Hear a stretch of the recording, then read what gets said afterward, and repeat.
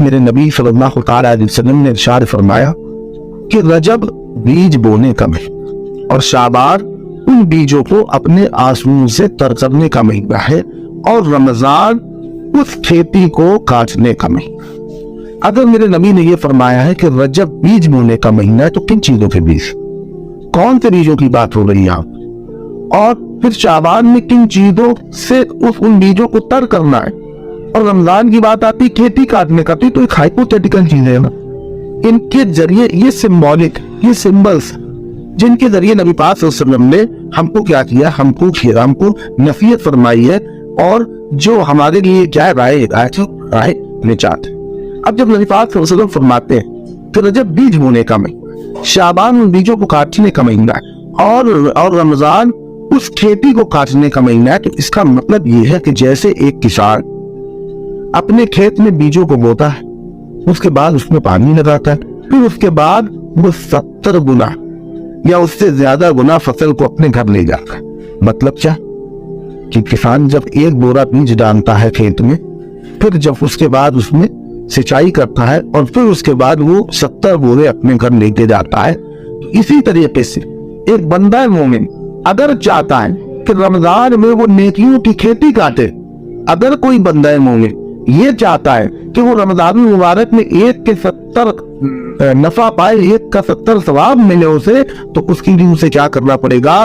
رمضان نہیں، رجب سے ہی نیکیوں کے بیج بونا شروع کرنے پڑے گے۔ جیسا کہ میرے نبی نے فرمایا کہ اے اللہ ہمیں ماہ رجب اور ماہ شعبان میں برکت دے، تو یہ برکت تھی نیکیوں کی، یہ برکت تھی اعمال صالحہ۔ اب ہم بات کر رہے ہیں کہ یہاں پر جو نیکی کے بیج ہے وہ کیا ہے؟ جو انسان جو کچھ بوتا ہے وہی وہ کاٹتا ہے۔ تو کہنے کا مقصد یہ ہے کہ ہمیں رجب سے کیا کرنا شروع کرنا ہے؟ ہمیں رجب میں نمازوں کے بیج بونے ہیں۔ یعنی اگر ہم نمازی نہیں تھے تو ہم کو کیا کرنا ہے؟ نمازوں کو پنکچوئلٹی کے ساتھ ادا کرنا شروع کرنا ہے۔ ہم کو کیا کرنا ہے؟ رجب میں ہی روزے رکھنے ہیں، ہم کو رجب سے ہی تلاوت شروع کرنی ہے، اور شعبان میں کیا کرنا ہے؟ جب ہم نیکیوں کے بیج بو دیں، جب ہم اپنی عادت، اپنے نفس کو کس طریقے سے تیار کرنے لگے رمضان کے لیے کہ اب ہم نمازی بھی بن گئے، اب ہم تلاوت کرنے والے بھی بن گئے، اب ہم روزہ رکھنے والے بھی بن گئے، تو اب جب شعبان آ جائے تو اب جو سال بھر یا زندگی میں گناہ ان کے لیے آنسو بہائیں، استغفار کریں۔ یہ جو عمل صالح، یہ جو صالح عمل ہم رجب میں کرنا شروع کریں، ان عمل میں برکت، وہ عمل کی کھیتی بڑھے گی کیسے؟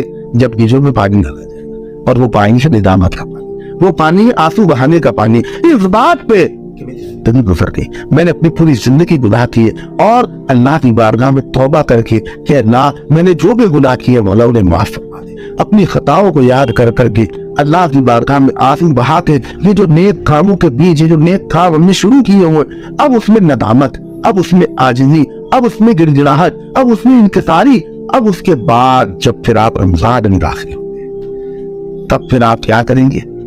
تب اللہ تعالیٰ کی رحمت سے آپ جو بھی عمل کریں گے اس کا 70 گنا ثواب آپ کو